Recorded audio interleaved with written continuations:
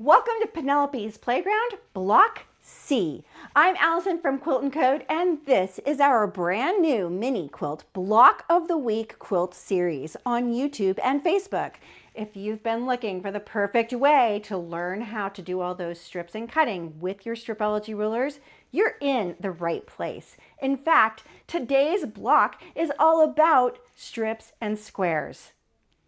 Follow along as we build this quilt block by block. My patterns are released by email for free during the series, so be sure to sign up in the description.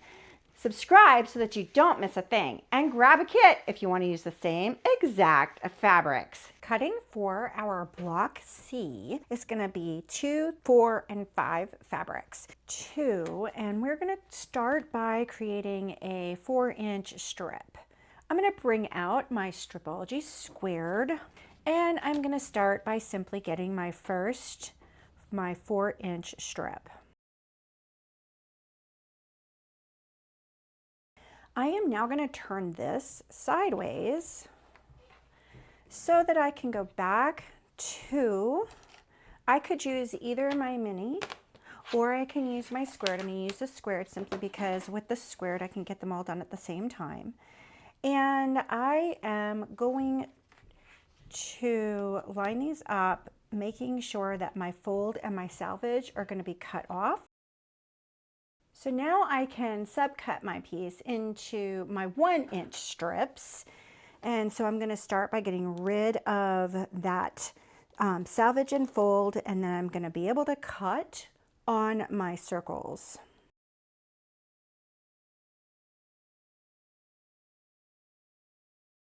Because I have 4 widths of thickness here, I have 4, and I only really need 8 pieces so that I have my 32. I went ahead and cut a little extra just to make sure I'm good. With fabric number 4, I can get all of my pieces out of one strip of 2.5 inches. So I am going to move this down here just to make sure that I have my horizontal lines here and my horizontal line here.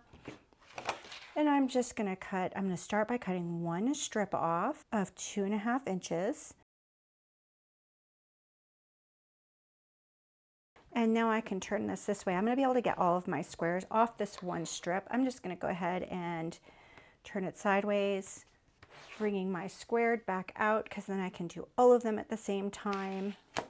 I am again making sure that my fold and my salvage are off to that side. And then I can follow my squares here.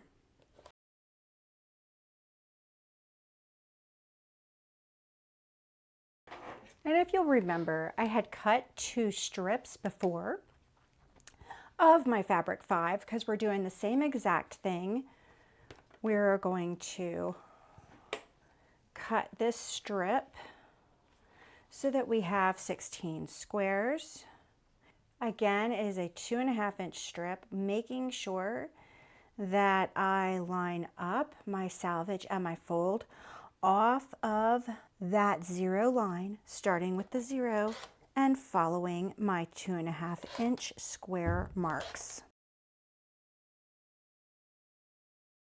The first step in block C is to cut all of our squares in half diagonally.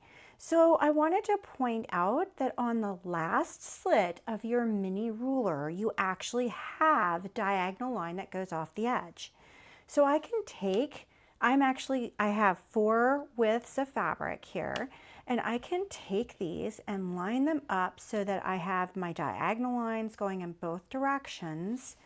And then I can use that slit, and that will help hold everything in place as I go, and then I can get all of these done super quickly.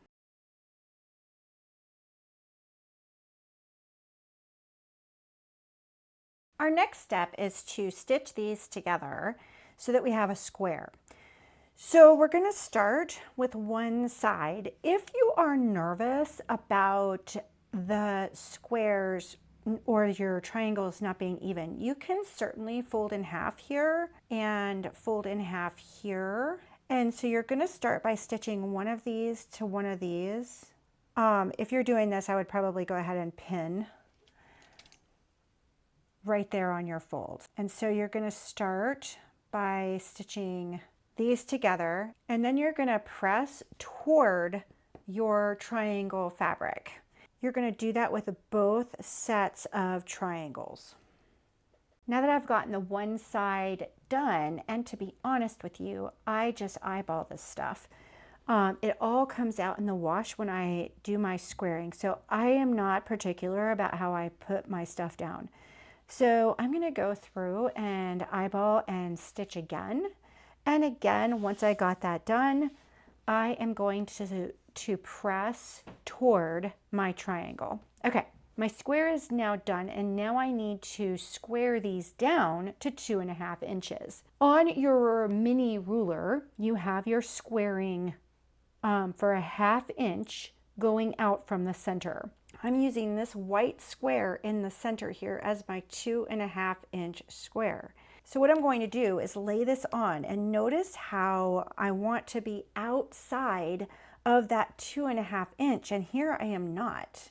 Okay, I want to be in that square. And once I get that nicely lined up, I'm looking for several different things. I love how this is about 1/8 of an inch away from the seam of my square. I also love how I can see my diagonal line going straight through the center there. And I can see this diagonal line going through the center here. So now I know I am ready to square this up. I'm squaring with using that 4.5 line, and I'm using the 2 line. Now, when I pick this up, I have already squared half of it, so I'm going to turn it in one direction, and now I can line up my horizontal lines. But I still have to be careful that I am within my 2.5 inch square.